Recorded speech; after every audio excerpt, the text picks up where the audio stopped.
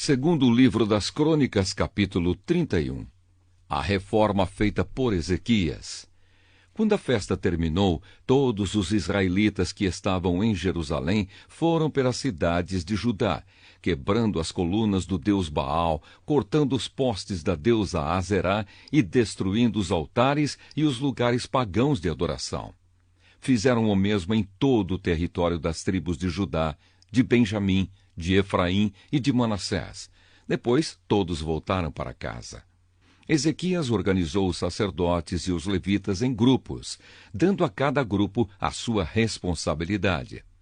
Os sacerdotes apresentavam os sacrifícios que eram completamente queimados e as ofertas de paz. Os levitas cantavam louvores e davam graças a Deus, e guardavam os portões do templo. Dos seus touros e dos seus carneiros, o rei dava animais para os sacrifícios a serem completamente queimados, que eram oferecidos de manhã e à tarde, e também para os sacrifícios a serem completamente queimados, que eram oferecidos nos sábados, nas festas da lua nova e nas outras festas fixas, conforme mandava a lei de Deus, o Senhor. O rei ordenou aos moradores de Jerusalém que entregassem aos sacerdotes e levitas tudo o que, de direito, era deles, a fim de que pudessem gastar todo o seu tempo fazendo aquilo que a lei do Senhor mandava. Logo que a ordem do rei foi anunciada, o povo deu generosamente a melhor parte do seu trigo, vinho, azeite, mel e de todos os outros produtos das suas plantações. Trouxeram também em grande quantidade a 10ª parte de tudo o que tinham. Os que moravam em Israel e os moradores das outras cidades de Judá também trouxeram a 10ª parte dos seus touros e dos seus carneiros, e a 10ª parte de tudo o que tinham dedicado ao Senhor, seu Deus, e juntaram as coisas em grandes montões. Começaram a amontoar as ofertas no 3º mês, e terminaram no 7º mês. Quando Ezequias e as altas autoridades foram ver aqueles montões de ofertas, louvaram a Deus o Senhor e elogiaram o povo de Israel. Ezequias falou com os sacerdotes e os levitas a respeito daqueles montões, e o grande sacerdote Azarias, descendente de Zadoque, respondeu: Desde que o povo começou a trazer todas estas ofertas ao templo, nós temos tido bastante para comer, e tem sobrado muita coisa. O Senhor Deus tem abençoado o seu povo, e por isso temos comida até demais. Aí o rei Ezequias ordenou que preparassem depósitos no templo, e isso foi feito. Foram honestos e colocaram ali todas as ofertas, os dízimos e as coisas dedicadas a Deus. Para tomar conta dos depósitos, puseram um levita chamado Conanias, que tinha como ajudante o seu irmão Simei. O rei Ezequias e o grande sacerdote Azarias nomearam os seguintes levitas para servirem debaixo da direção de Conanias e Simei: Jeiel, Azarias, Naate, Asael, Jerimote, Josabade, Eliel, Ismaquias, Maate e Benaías. O guarda do portão leste do templo, Coré, filho de Imna, estava encarregado das ofertas feitas a Deus por vontade própria. Ele distribuía as ofertas e as coisas dedicadas a Deus. Nas outras cidades onde os sacerdotes moravam, os seguintes levitas trabalhavam fielmente debaixo da direção de Coré: Éden, Miniamim, Jesua, Semaías, Amariá e Secanias. Estes distribuíam as porções devidas a todos os seus colegas, os levitas, de acordo com os grupos a que pertenciam, dando a cada um a mesma porção. Sem levar em conta se os seus nomes estavam ou não nas listas dos seus antepassados, a distribuição era feita a todos os homens de 30 anos para cima, que iam ao templo para fazer os seus serviços diários, de acordo com o grupo a que pertenciam e o trabalho que faziam. A lista dos sacerdotes foi feita de acordo com os seus grupos de famílias. Os levitas de 20 anos para cima estavam alistados de acordo com o trabalho que faziam e o grupo a que pertenciam. Nas listas estavam também os nomes das mulheres, dos filhos e das filhas, isto é, da família inteira. Os sacerdotes e os levitas tinham sido consagrados a Deus e precisavam estar sempre prontos para fazer o seu trabalho sagrado. Havia também homens nomeados para distribuírem os alimentos que eram para os sacerdotes, os descendentes de Arão, que moravam nas cidades dos sacerdotes ou nos campos que ficavam ao redor, e também os alimentos que eram para todos os levitas, cujos nomes estavam nas listas. Foi isso o que Ezequias fez em toda a terra de Judá. Ele sempre foi bom, correto e fiel em todos os serviços que prestou ao Senhor seu Deus. Tudo o que Ezequias fez para o templo ou em obediência à lei deu certo, porque ele procurou sempre seguir com todo o coração a vontade de Deus. Segundo o livro das Crônicas, capítulo 32. Senaqueribe invade Judá. Depois de tudo isso e dessas provas de fidelidade que o rei Ezequias deu, Senaqueribe, rei da Síria, invadiu o país de Judá. O seu exército cercou as cidades protegidas por muralhas, procurando conquistá-las. Quando Ezequias viu que Senaqueribe estava planejando atacar Jerusalém também, consultou os seus chefes militares e civis e propôs que tapassem as fontes de água que ficavam fora da cidade. E eles concordaram com o plano.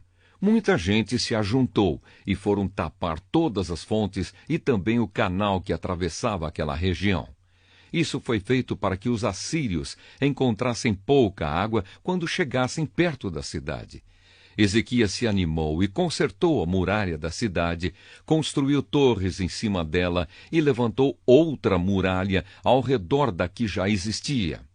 Também construiu defesas no aterro que havia sido feito no lado leste, na cidade de Davi, e mandou fazer muitas lanças e escudos. Colocou oficiais no comando de todos os homens da cidade, mandou os oficiais se reunirem na praça do portão de entrada da cidade e disse: Sejam fortes e corajosos, não fiquem assustados, nem tenham medo do rei da Assíria e do seu enorme exército, pois aquele que está do nosso lado é mais poderoso do que o que está do lado dele.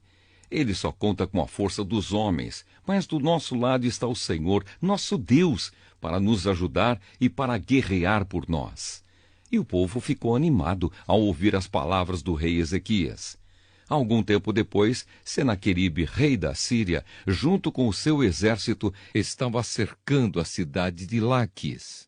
Ele enviou alguns oficiais a Jerusalém para entregarem ao rei Ezequias a seguinte mensagem: Eu, Senaqueribe, rei da Assíria, quero saber como é que vocês, moradores de Jerusalém, podem se sentir seguros ficando aí enquanto o exército inimigo está cercando a cidade. Ezequias diz que o Senhor, o Deus de vocês, os livrará das minhas mãos, mas ele os está enganando e vocês morrerão de fome e de sede. Pois foi o próprio Ezequias que acabou com os lugares de adoração e com os altares desse Deus e disse ao povo de Judá e aos moradores de Jerusalém que adorassem a Deus diante de um altar só e queimassem incenso somente naquele altar. Será que vocês não sabem o que eu e os meus antepassados fizemos com os povos de outras nações?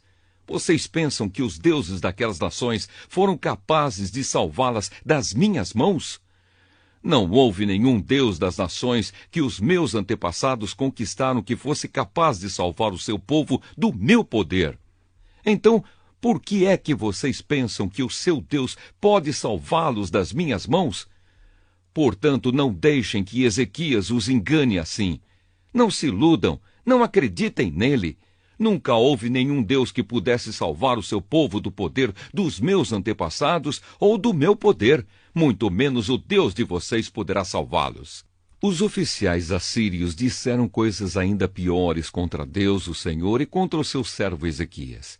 E Senaqueribe escreveu cartas em que insultava o Senhor, o Deus de Israel, dizendo o seguinte contra ele: Os deuses de outras nações não salvaram os seus povos das minhas mãos, assim também o Deus de Ezequias não salvará o seu povo das minhas mãos.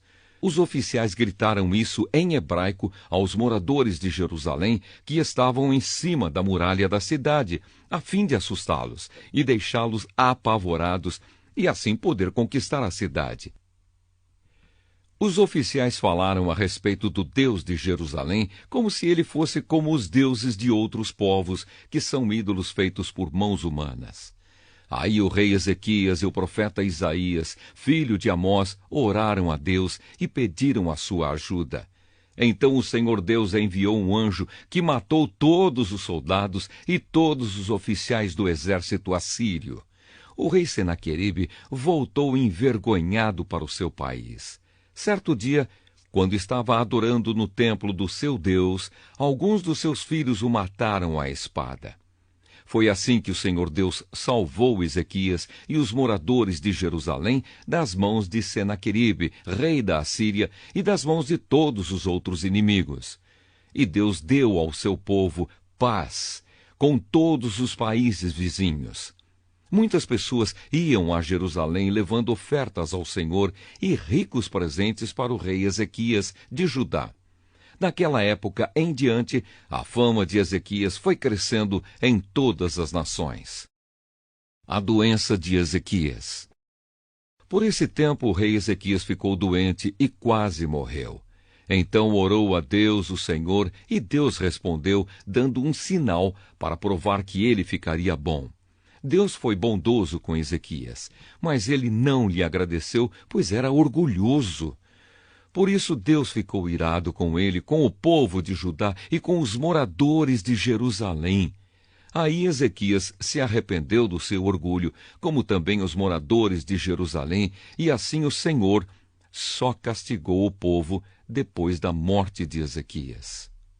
A riqueza de Ezequias. Ezequias ficou muito rico e recebeu muitas homenagens. Construiu depósitos para guardar a prata, o ouro, as pedras preciosas, as especiarias, os escudos e os outros objetos de valor que possuía. Construiu também armazéns para os cereais, o vinho e o azeite, estrebarias para o gado e currais para os carneiros. Ezequias também construiu cidades. Ele se tornou dono de muito gado e de muitos carneiros, pois Deus lhe deu muitas riquezas. Foi Ezequias quem mandou tapar a saída de cima da fonte de Giom e cavar no lado oeste de Jerusalém um túnel para levar água para dentro da cidade. Tudo o que Ezequias fez deu certo. Quando as altas autoridades da Babilônia enviaram mensageiros a Ezequias para fazerem perguntas sobre o milagre que havia acontecido em Judá, Deus não o ajudou, pois queria pô-lo à prova a fim de descobrir o que estava no fundo do seu coração. A morte de Ezequias.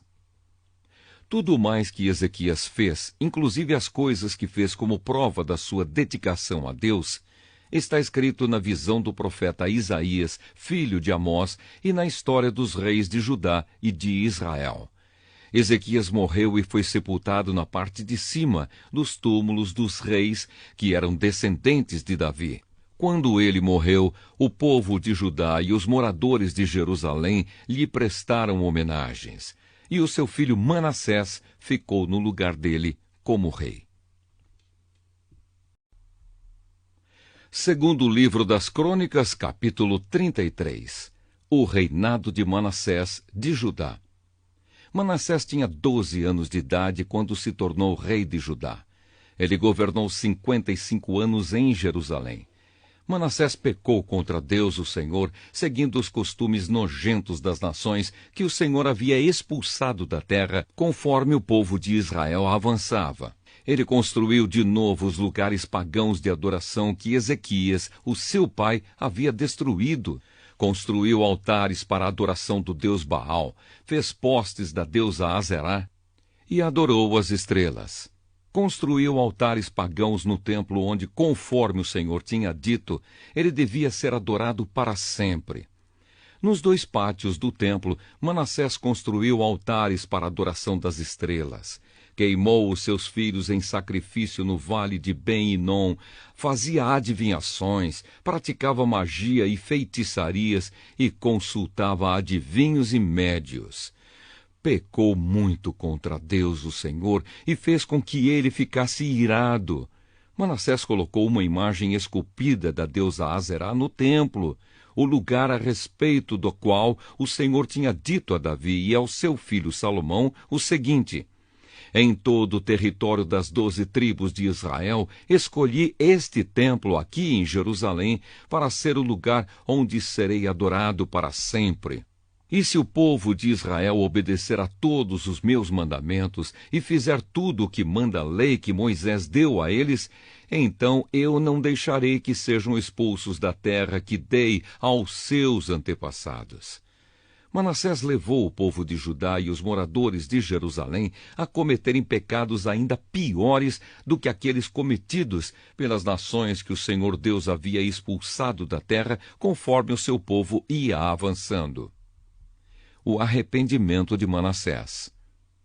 O Senhor Deus falou com Manassés e com o seu povo, mas eles não lhe deram atenção.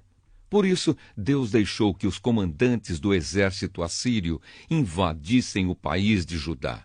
Eles prenderam Manassés com ganchos, amarraram com correntes e o levaram como prisioneiro para a Babilônia. No seu sofrimento, Manassés orou com fervor ao Senhor seu Deus. Cheio de humildade, ele se arrependeu diante de Deus dos seus antepassados. Deus ouviu a sua oração e atendeu o seu pedido, deixando que ele voltasse para Jerusalém e fosse rei de novo. Aí Manassés declarou que o Senhor é Deus. Depois disso, Manassés construiu uma muralha muito alta em volta da cidade de Davi. A muralha começava no vale que ficava a oeste da fonte de Giom, continuava na direção norte até o portão do Peixe e passava ao redor da parte da cidade chamada Ofel. Manassés também colocou chefes militares no comando de todas as cidades de Judá que eram protegidas por muralhas. Ele tirou do templo as imagens dos deuses pagãos e o ídolo que havia colocado lá. Derrubou os altares que havia mandado construir no monte onde ficava o templo e em outros lugares de Jerusalém, e o jogou fora da cidade. Consertou o altar do Senhor, ofereceu nele ofertas de paz e ofertas de gratidão e ordenou ao povo de Judá que adorasse o Senhor, o Deus de Israel. O povo continuou a oferecer sacrifícios nos altares pagãos, mas os oferecia somente ao Senhor, seu Deus. A morte de Manassés. Todas as outras coisas que Manassés fez, a sua oração a Deus e as mensagens dos profetas que falaram com ele em nome do Senhor, o Deus de Israel, tudo isso está escrito na história dos reis de Israel. A oração de Manassés, a resposta de Deus e todos os pecados que Manassés cometeu antes de se arrepender, isto é, a adoração de ídolos, os lugares pagãos de adoração que construiu, os postes da deusa Aserá e as imagens que mandou fazer, tudo isso está escrito na história dos profetas. Manassés morreu e foi sepultado no jardim do palácio, e o seu filho Amon ficou no lugar dele como rei. O reinado de Amon de Judá. Amon tinha 22 anos de idade quando se tornou rei de Judá. Ele governou 2 anos em Jerusalém. Como Manassés, o seu pai, Amon pecou contra Deus, o Senhor. Ofereceu sacrifícios a todos os ídolos que o seu pai havia feito e os adorou. Mas ele não se arrependeu como seu pai. Pelo contrário, Amon continuou pecando cada vez mais. Os oficiais de Amon fizeram uma revolta contra ele e o mataram no palácio. Porém, o povo de Judá matou todos os que haviam feito a revolta contra Amon e pôs o seu filho Josias no lugar dele como rei. Segundo livro das Crônicas, capítulo 34. O reinado de Josias de Judá. Josias tinha 8 anos de idade quando se tornou rei de Judá. Ele governou 31 anos em Jerusalém.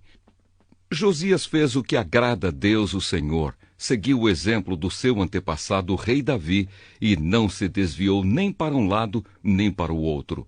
A reforma religiosa feita por Josias. No 8º ano do seu reinado, quando era ainda bem moço, Josias começou a adorar o Deus do seu antepassado Davi, e 4 anos mais tarde começou a purificar a terra de Judá e a cidade de Jerusalém, destruindo os lugares pagãos de adoração, os postes da deusa Aserá e as outras imagens de pedra e de metal. Na presença dele foram derrubados os altares do deus Baal, e ele mesmo quebrou os altares de incenso que estavam em cima deles.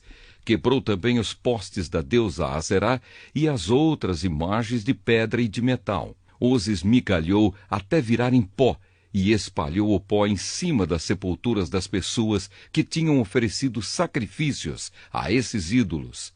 Depois queimou os ossos dos sacerdotes pagãos nos altares onde eles haviam oferecido sacrifícios.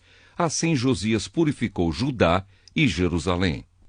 Ele fez a mesma coisa nas cidades das tribos de Manassés, de Efraim, de Simeão e até de Naphtali, e nas ruínas ao redor daquelas cidades.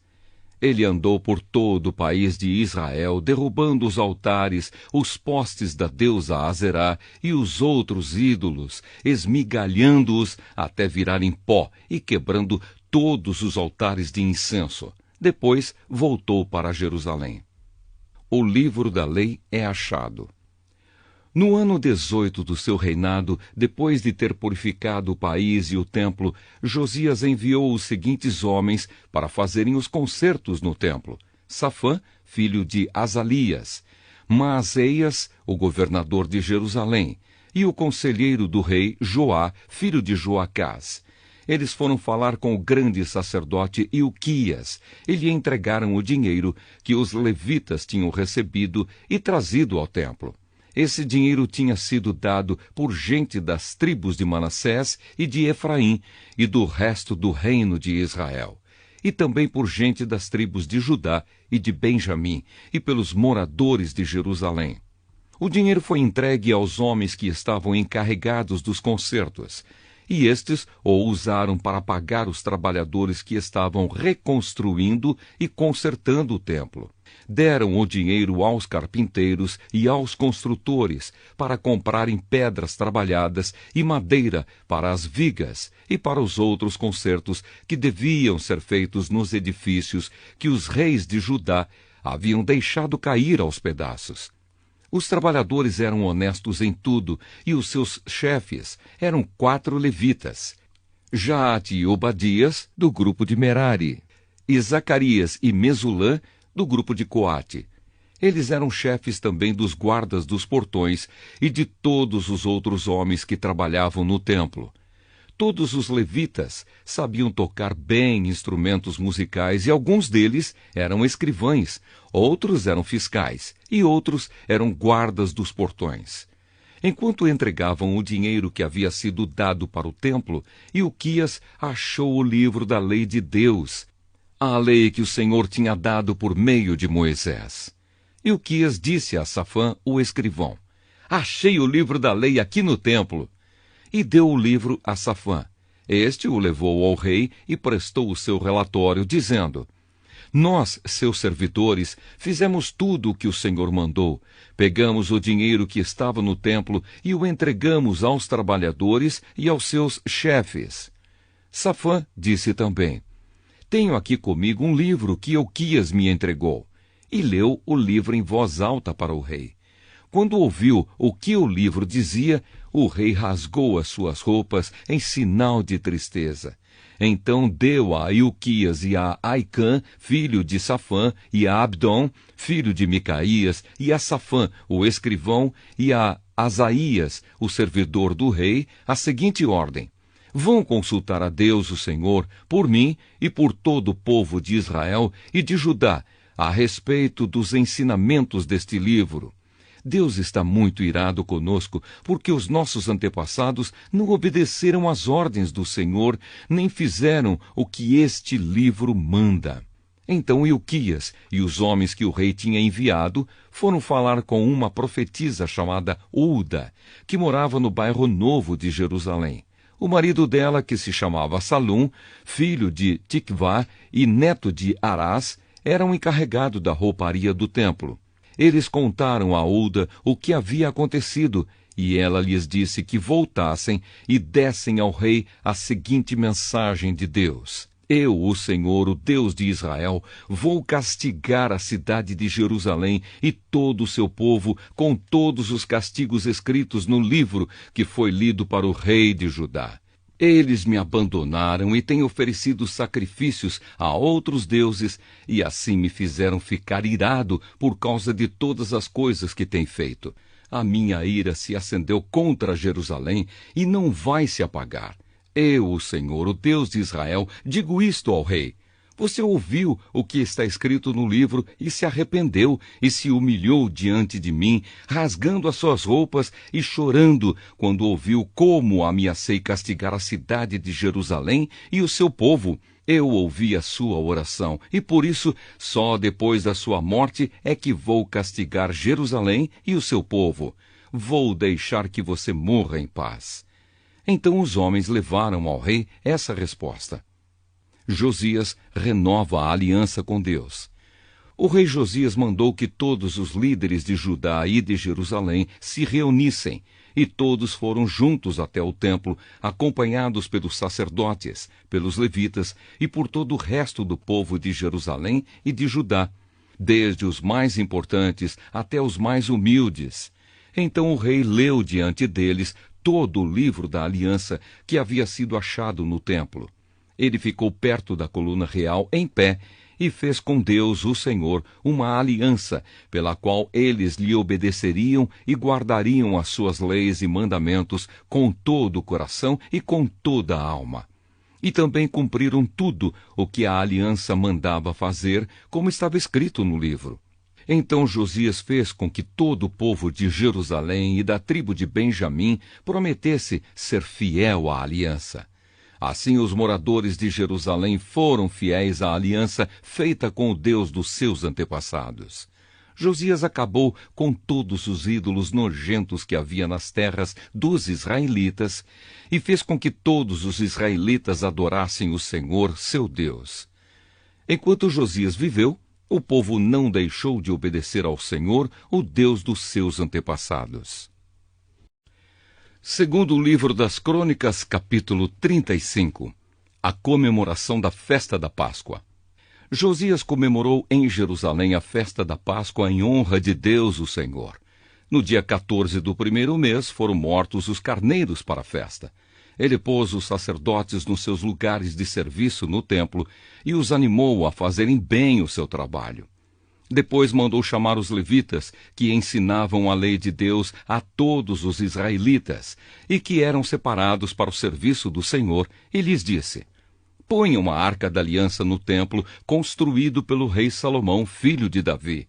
Daqui em diante, vocês não precisarão carregá-la nos ombros. Dediquem-se ao serviço do Senhor nosso Deus e do seu povo de Israel. Organizem-se para o serviço por grupos e por famílias, de acordo com as ordens escritas pelo rei Davi de Israel e pelo seu filho Salomão. Os grupos devem ser organizados de acordo com os grupos de famílias do nosso povo, a fim de que haja um grupo de levitas à disposição de cada grupo de famílias. Matem os carneiros para a Páscoa, purifiquem-se e preparem a festa a fim de que os seus irmãos, os outros israelitas, comemorem a Páscoa de acordo com as ordens que Deus nos deu por meio de Moisés. Do seu gado e dos seus rebanhos, o rei Josias deu ao povo os animais para a festa da Páscoa, 30.000 carneiros e cabritos e 3.000 touros. As autoridades também deram ofertas ao povo, aos sacerdotes e aos levitas, e Ilquias, Zacarias e Jeiel, os administradores do templo, deram aos sacerdotes 2.600 carneiros e cabritos e 300 touros para os sacrifícios da Páscoa. os chefes dos levitas, Conanias, os seus irmãos Semaías e Netanel, e também Asabias, Jeiel e Josabade, deram aos levitas 5.000 carneiros e cabritos e 500 touros para a Páscoa. Quando tudo estava pronto para a festa, os sacerdotes foram para os seus lugares e os levitas se juntaram em grupos, de acordo com o que o rei havia ordenado. Aí foram mortos os carneiros e os cabritos. Os levitas tiravam a pele dos animais, davam o sangue aos sacerdotes e estes borrifavam o altar com ele. Entregaram ao povo, segundo os grupos e famílias, a gordura dos animais que seria queimada como sacrifício a Deus, o Senhor, de acordo com o que a lei de Moisés manda. E fizeram a mesma coisa com os touros. Depois assaram os animais de acordo com a lei. Cozinharam as outras ofertas sagradas em panelas, caldeirões e frigideiras e distribuíram rapidamente para todo o povo. Em seguida, os levitas prepararam o que era deles e dos sacerdotes, os descendentes de Arão. Os levitas precisaram fazer isso porque os sacerdotes ficaram ocupados até a noite, oferecendo a Deus os animais que eram completamente queimados e a gordura. Os cantores do grupo de Asaf estavam nos seus lugares, de acordo com as ordens do rei Davi e de Asaf, de Emã e de Gedutum, o profeta do rei. Os guardas também estavam nos seus lugares, guardando os portões do templo. Nenhum deles precisou abandonar o seu posto, pois os seus colegas, os outros levitas, prepararam a parte dos sacrifícios que era deles. Assim tudo foi feito naquele dia para a adoração de Deus, o Senhor, como o rei Josias havia ordenado. Comemoraram a festa da Páscoa em honra do Senhor e apresentaram as ofertas que eram completamente queimadas no altar. Durante 7 dias, todos os israelitas que estavam em Jerusalém tomaram parte na festa da Páscoa e na festa dos pães sem fermento. Desde o tempo do profeta Samuel, os israelitas nunca haviam comemorado uma festa da Páscoa como esta. Nenhum outro rei de Israel comemorou a festa como Josias fez com os sacerdotes e os levitas, com o povo de Judá e de Israel, que estava presente, e com os moradores de Jerusalém. Foi no ano 18 do seu reinado que essa Páscoa foi comemorada. O fim do reinado de Josias. Depois de tudo isso, quando Josias já havia acabado de pôr em ordem o templo e o culto, o rei Neco, do Egito, marchou com o seu exército para lutar em Carquemes, que ficava na beira do rio Eufrates. Josias saiu com o seu exército para lutar contra ele, mas Neco lhe mandou a seguinte mensagem: Rei de Judá, você não tem nada a ver com esta luta. Eu não vim lutar contra você, mas contra os meus inimigos, e Deus mandou que eu me apressasse. Deus está comigo, portanto, se você lutar contra Deus, ele o destruirá. Mas Josias não voltou atrás. Ele não quis dar atenção ao aviso que Deus estava dando por meio do rei Neco. Pelo contrário, ele se disfarçou e marchou para lutar contra Neco no Vale do Megido. Os soldados egípcios atiraram flechas contra Josias e ele gritou para os seus oficiais: Estou gravemente ferido! Tirem-me daqui! Os oficiais o tiraram do seu carro de guerra e o puseram em outro carro e o levaram para Jerusalém. Josias morreu e foi sepultado nos túmulos dos reis. Todo o povo de Judá e de Jerusalém chorou a morte dele. O profeta Jeremias compôs uma lamentação em honra de Josias. Até hoje, os cantores e as cantoras cantam essa canção quando choram a morte de Josias. Já se tornou costume em Israel cantar essas canções que se acham na coleção de lamentações. Josias fez muitas outras coisas e praticou atos de bondade em obediência à lei de Deus, o Senhor. Tudo o que ele fez, desde o começo até o fim do seu reinado, está escrito na história dos reis de Israel e de Judá. Segundo livro das Crônicas, capítulo 36. O reinado de Joacás de Judá. O povo de Judá escolheu Joacás, filho de Josias, e o colocou como rei em Jerusalém, em lugar do seu pai. Joacás tinha 23 anos de idade quando se tornou rei de Judá. Ele governou 3 meses em Jerusalém. Joacás foi tirado do trono pelo rei Neco, do Egito, o qual também obrigou o povo de Judá a pagar 3.400 quilos de prata e 34 quilos de ouro. Neco pôs Eliaquim, irmão de Joacás, como rei de Judá e de Jerusalém, e mudou o nome dele para Jeoaquim. Joacás foi levado por Neco para o Egito.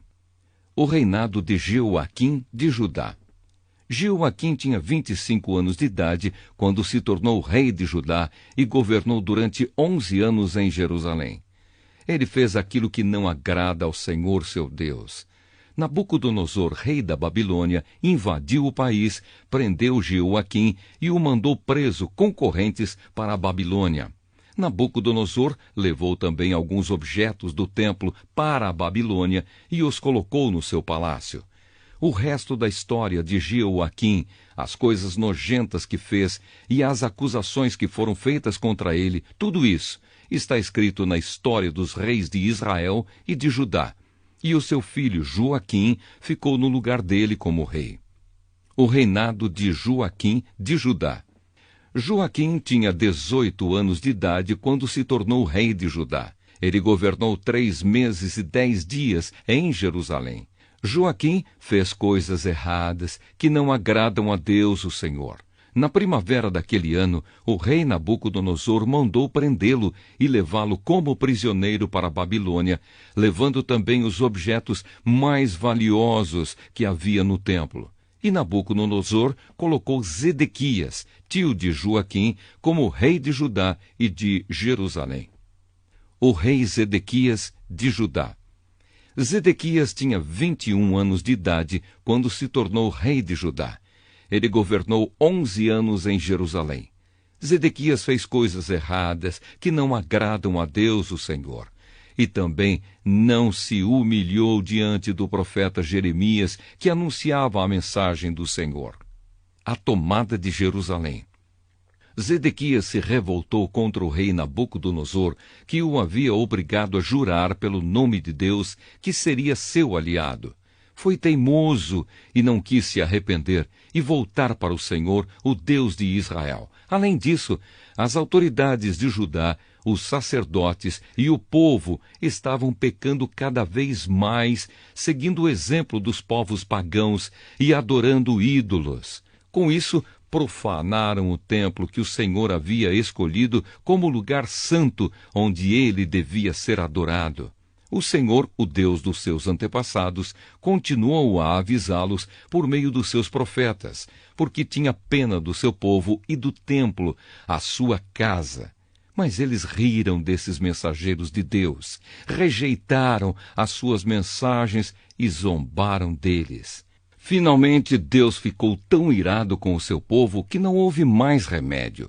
Então Deus fez com que o rei da Babilônia marchasse com o seu exército contra eles. Ele matou os moços à espada, até mesmo no templo, e não teve dó de ninguém, nem dos moços, nem das moças, nem dos adultos, nem dos velhinhos. Deus entregou todos nas mãos do rei da Babilônia. Este pegou todos os objetos do templo, os grandes e os pequenos, todos os tesouros do templo, do rei e das altas autoridades, e levou tudo para a Babilônia. Os soldados queimaram o templo, derrubaram as muralhas de Jerusalém, queimaram todos os palácios e destruíram todos os objetos de valor.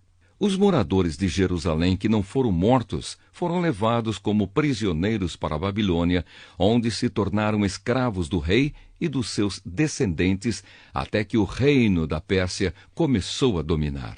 Assim se cumpriu o que o Senhor Deus tinha dito pelo profeta Jeremias. O país ficará em ruínas 70 anos, e durante todo esse tempo a terra vai guardar os seus sábados e descansar. O decreto de Ciro.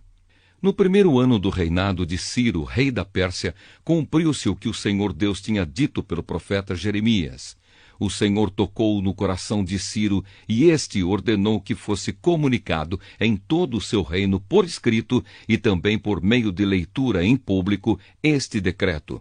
Eu, Ciro, rei da Pérsia, declaro o seguinte: o Senhor, o Deus do céu, me fez governador do mundo inteiro e me encarregou de construir para ele um templo em Jerusalém, na região de Judá.